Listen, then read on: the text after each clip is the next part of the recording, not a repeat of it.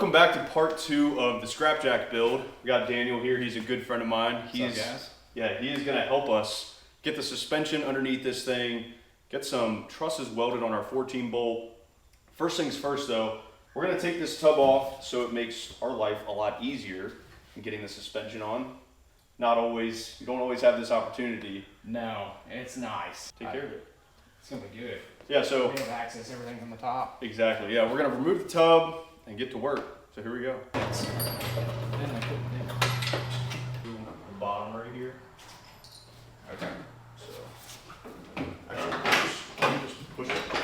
Oh yeah, we're. Thanks, Cecil.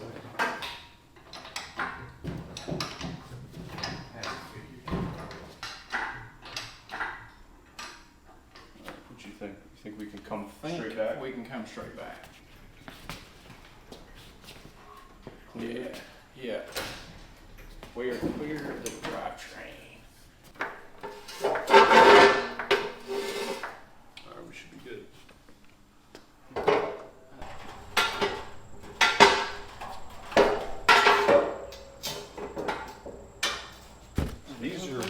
These are lowered for Yes.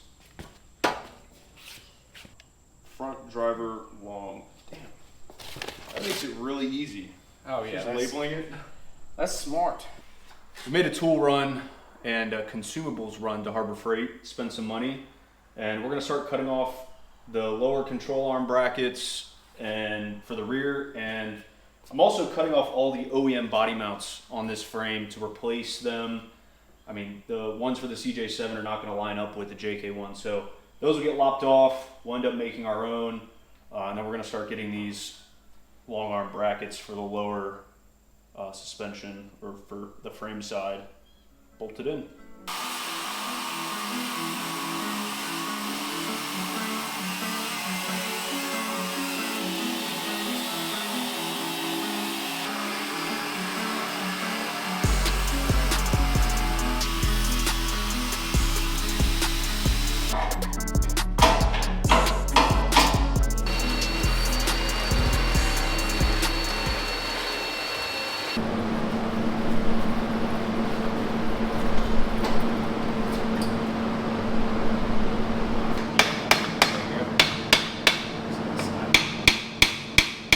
But I also really enjoy building something and using it and then tinkering with it.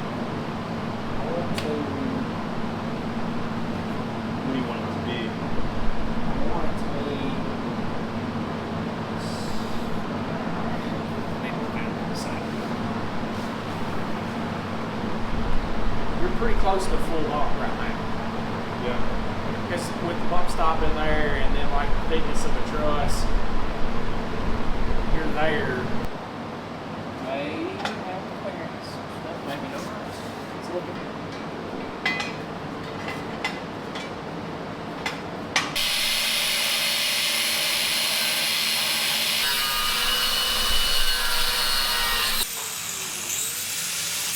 Because it's gonna have some like backward inclination when you go to ride height.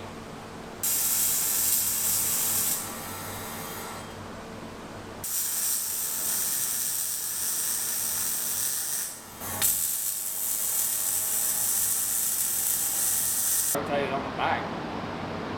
Yeah. I mean, technically, the caliper can go wherever we want. Yeah. I can rotate it down if I want it. These we're gonna have to modify, but honestly, we could probably chop this flat. Okay. Works for me. Have it sit right on this edge. Yeah. I'm not worried about this. No, yeah. We'll figure. Yeah. That is what it is. This, I'd rather have the suspension right than anything else. No, yes. So for those that are curious, we are doing a lot of cutting on these Barnes 4-wheel drive brackets and the truss in general. Now, this truss is for a 14 bolt, but it's a 99 to 06, right? Is that Right. the newer ones? Yeah. So it's a 99 to 06, which are the ribbed version 14 bolt. This is a 77. Right. So definitely an older axle. We're still using the newer truss on it. We're cutting things up to make it work. Daniel and I did a lot of measuring and some calculating, and we ended up cutting on these two pieces the end off. What would you say, like a 1/2 inch? 1/2 inch, yeah. 1/2 inch off each end. Got a 1/2 inch cut off. We got them fitted. We're happy with where they are.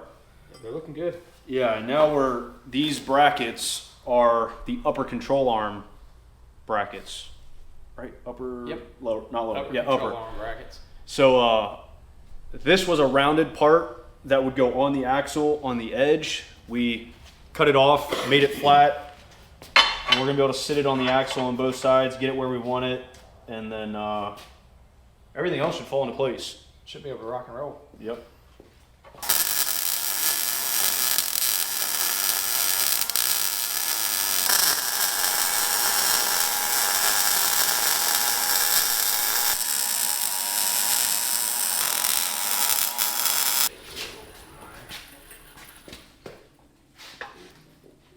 Yeah, gotta be careful.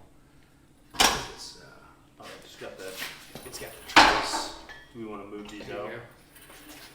Because it doesn't matter where we put it now that they're square on it. Now we can do this.